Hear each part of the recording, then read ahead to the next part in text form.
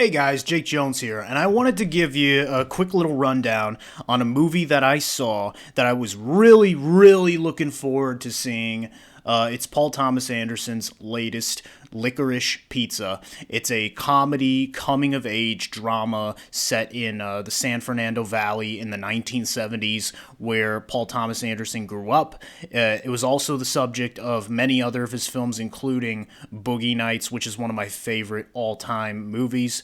And ever since then, he made one movie before then, Hard Eight, which was good, but then he really hit his stride with Boogie Nights and Magnolia, and every movie that I have seen of his since then has been a consistent masterpiece right out the gate. Inherent Vice was a little for me, but then I rewatched it, and then I discovered, well, actually, it is a masterpiece, in my humble opinion. So, very high expectations going into this one. I was aware of the scenario that this movie presents, and it will be controversial. It will divide people. It will make you feel uncomfortable in some respects.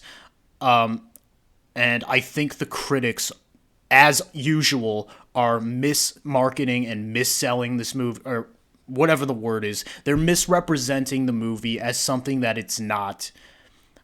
They'll be saying with all their little buzzwords, they'll be at their laptops clicking their heels. This is light as a feather. It's so romantic. It's like, but it's about pedophilia.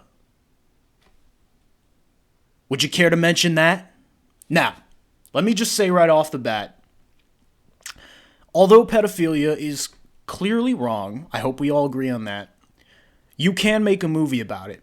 You can make a movie about anything. And there have been movies made about it. Lolita, Manhattan, great movies.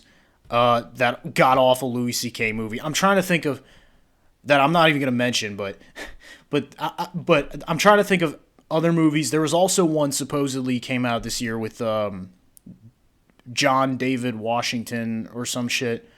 But I'm not even aware of that. I just heard it mentioned.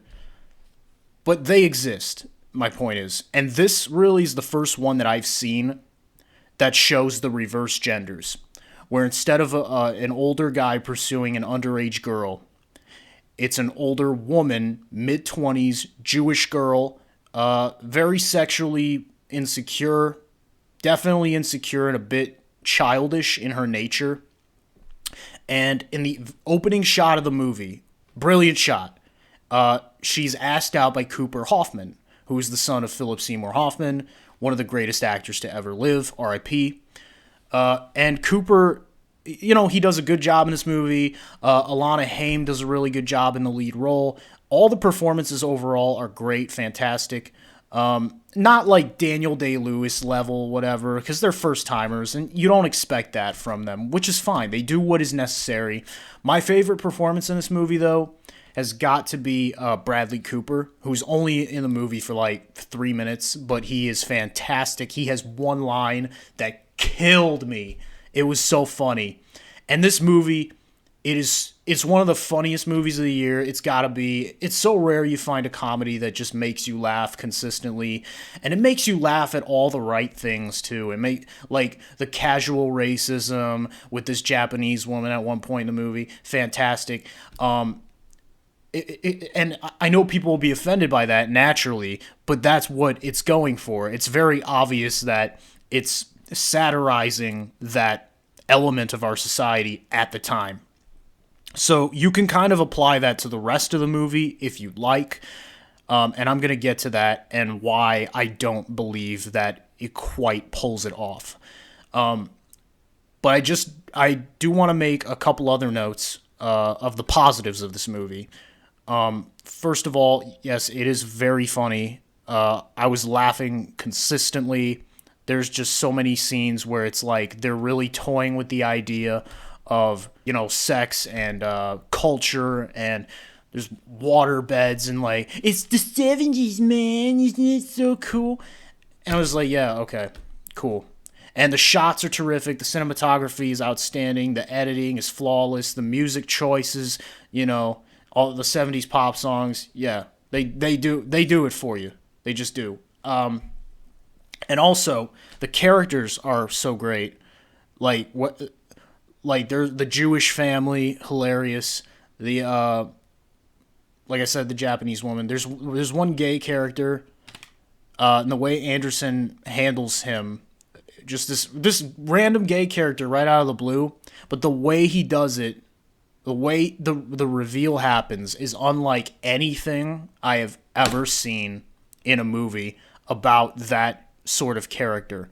It is just it took my breath away. It was so subtle. And that unfortunately is why I think this movie fails in some respect in the main thing, because it's too subtle for what it's going for. It's too subtle. Let me explain. First of all, we have to make very clear that this movie is about pedophilia. It just is.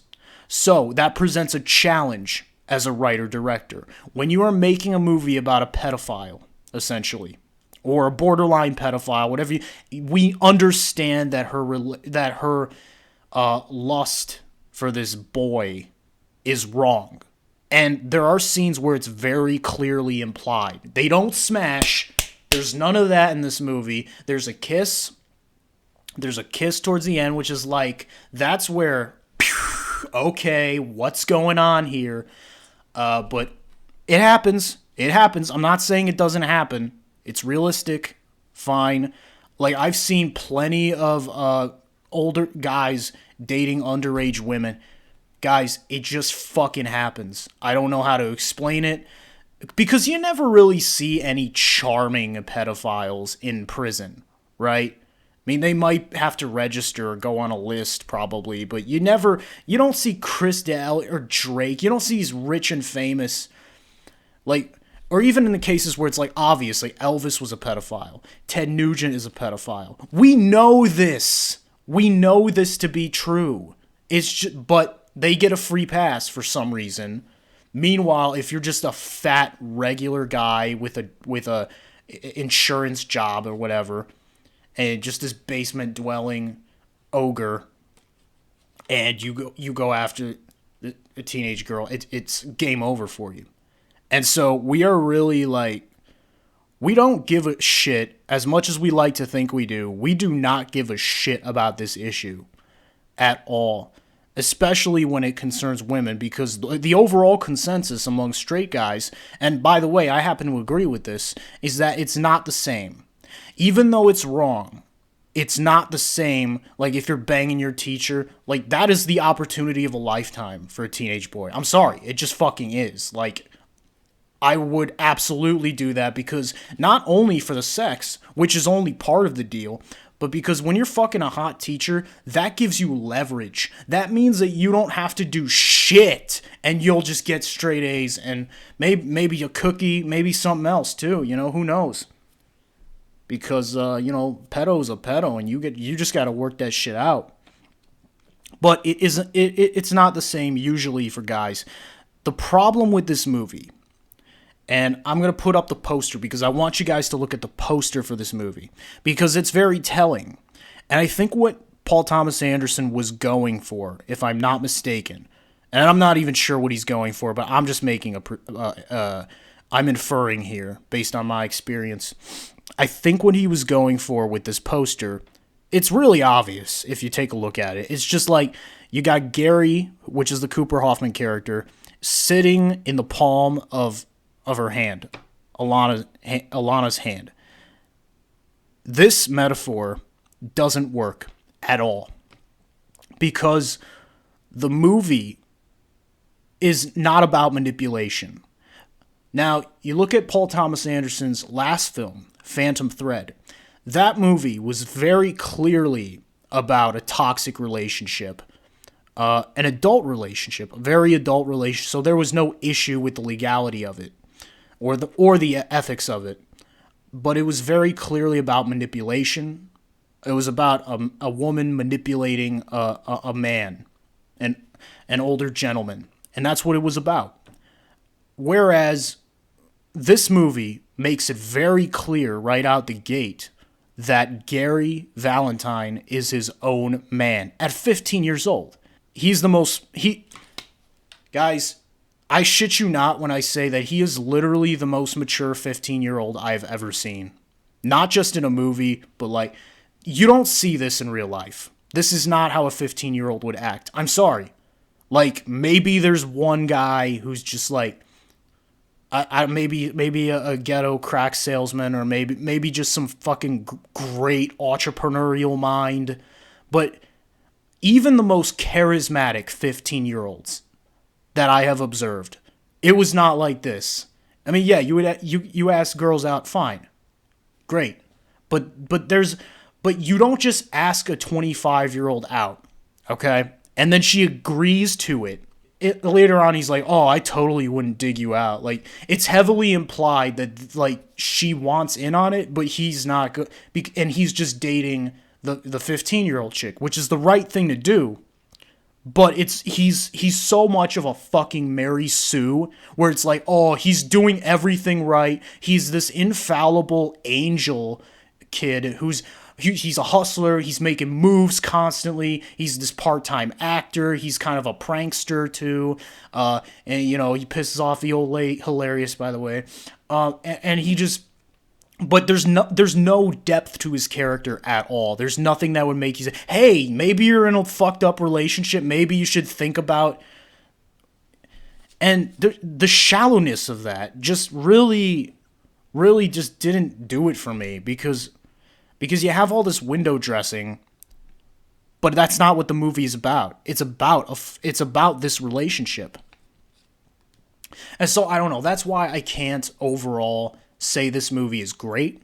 It's a very good movie. It's a very entertaining movie, but at the level that Paul Thomas Anderson has ascended to, I expect a little more depth when you're dealing with a subject this controversial that needs addressing. And I understand maybe he tried to do that in the beginning, but by the end of the movie, it just unravels to the point where you're not even sure what it's trying to say. And that's not a good thing. It's not a good thing, because it takes away from the potency of the story. It takes away from the laughs, because you're laughing at it and it's so fucking entertaining, but it completely misses the point. It's like you go on these crazy adventures and everything, and like the scene with the truck, fantastic. Every scene in this movie is fantastic, but at its core, it's hollow and it's empty. And that's why it's just not at the level of his other movies, in my humble opinion. And maybe I'll change my mind on this, because I have to see it again. But this is the first movie of his that I'm like, really, it didn't hold up. Like, as soon as I left the theater, I'm like, that was good. I had a great time watching it, but I don't give a shit. I didn't give a shit about the characters, about where they ended up. It's a very good looking movie. It's like aesthetically pleasing. It's like insane in that sense, but that's not what a movie is. What a movie is what it's about. It's what a movie is. It's not the aesthetics. And many critics are going to think the opposite. They're just going to say, oh, isn't it fantastic? Isn't it everything's going on? That's not what it's about, though. It is about pedophilia. And when Paul Thomas Anderson says, like, oh, like, if it was like the other way around, we wouldn't have a movie. I'm like, that's a cop-out, because that movie exists. It exists. And so that's a cop-out. It just is what it is. From not having to address that issue. Maybe I'm misjudging the movie. Let me know, because this is just how I feel about it. I've honestly never been so torn on a movie. I think in all of my years, I've been reviewing movies for 10 years now. This is like the one that I'm the most torn on, though. So it's a really interesting movie. It'll get people talking, and I really want to know what you guys think about it if you've seen it. And I would recommend seeing it still, because it is a funny movie, and it's very well acted and very well paced, and it just flies by. It's like, it's 2.5 hours. It doesn't even feel it. So those are my thoughts on Licorice Pizza.